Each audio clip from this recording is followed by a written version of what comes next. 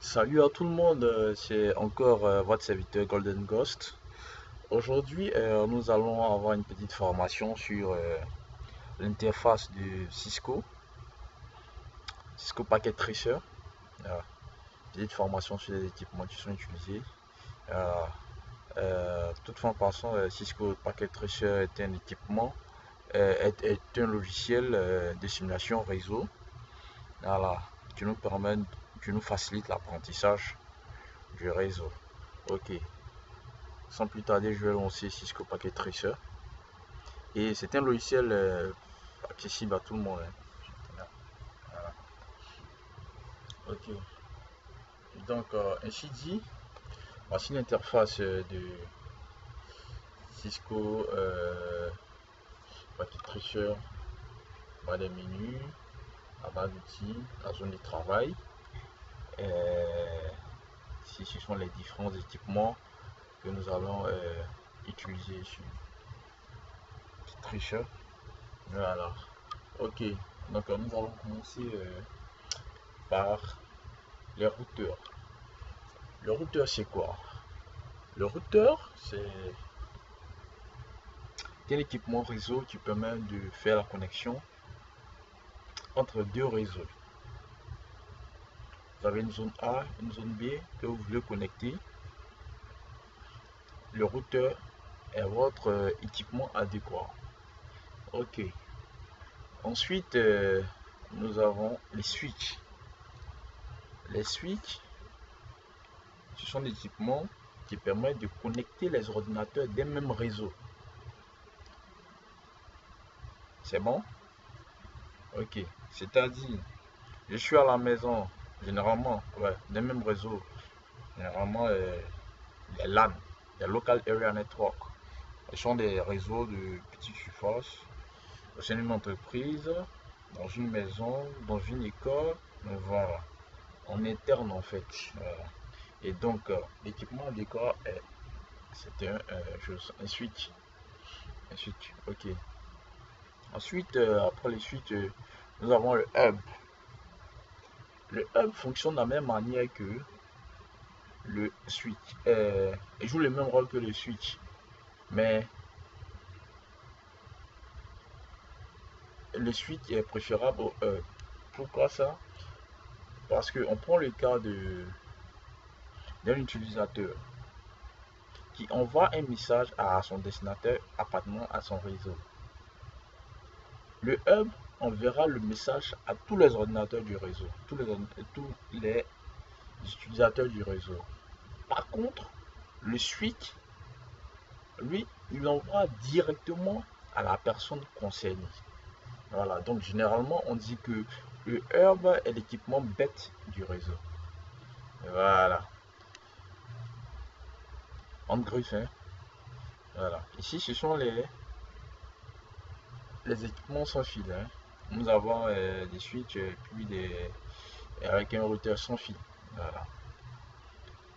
Ici, c'est marqué connection. Connection, ce sont les médias. Les médias, c'est quoi? Les médias, c'est ce qui nous sert de support de transport de données. Voilà. Ici, cette icône, elle permet de sélectionner de façon automatique le média adapté, le médium plutôt, adapté euh, aux équipements qui doivent être connectés. Voilà. Ensuite, nous avons le câble console. Le câble console nous permet de pouvoir faire des configurations directement sur nos différents terminaux, c'est-à-dire le routeur. Lorsque vous devez configurer votre routeur, vous avez besoin forcément d'un câble média. Lorsque vous voulez configurer votre switch, vous avez forcément besoin d'un câble média, un câble console. Voilà, pardonnez, hein. Pardonnez, câble console. Voilà. Maintenant, nous avons ici le câble droit. C'est-à-dire, généralement, c'est un câble à perte torsadée. C'est-à-dire, euh, c'est un câble à plusieurs filets à l'intérieur de couleurs différentes. Voilà. Et donc, on utilise le câble droit pour pouvoir connecter des équipements de nature différente. C'est-à-dire, lorsque tu veux connecter un ordinateur à un switch, c'est un câble droit que tu dois utiliser. Quand tu veux connecter un autre équipement, voilà, quel soit l'équipement que tu veux connecter, mais il faudrait que les équipements que tu dois connecter soient de nature différente. Voilà. Ensuite, nous passons euh, au, au crossover, qui est le câble croisé. Le câble croisé lui permet de connecter les équipements de même nature, c'est-à-dire lorsque tu veux échanger directement des données avec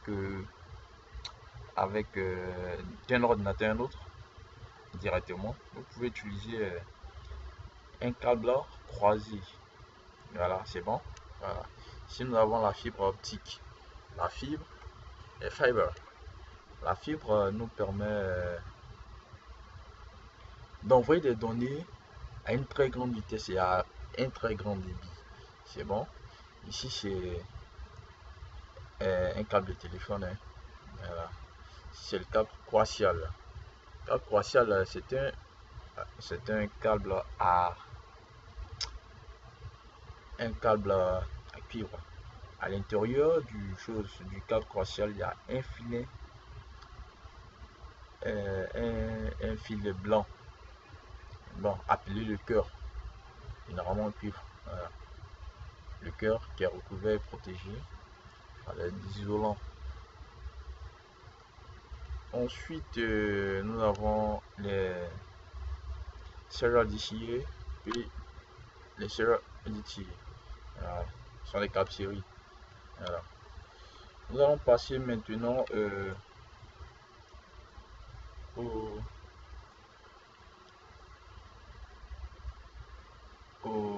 équipements de terminaison. Équipement de terminaison. Équipement de terminaison, il faut voir ce qu'on appelle l'équipement qui est directement en contact, l'équipement réseau qui est directement en contact avec l'utilisateur. Bon, c'est-à-dire les ordinateurs. Nous avons un ordinateur bureau, un ordinateur portable, serveur, une imprimante, un téléphone IP, un téléphone qui permet de faire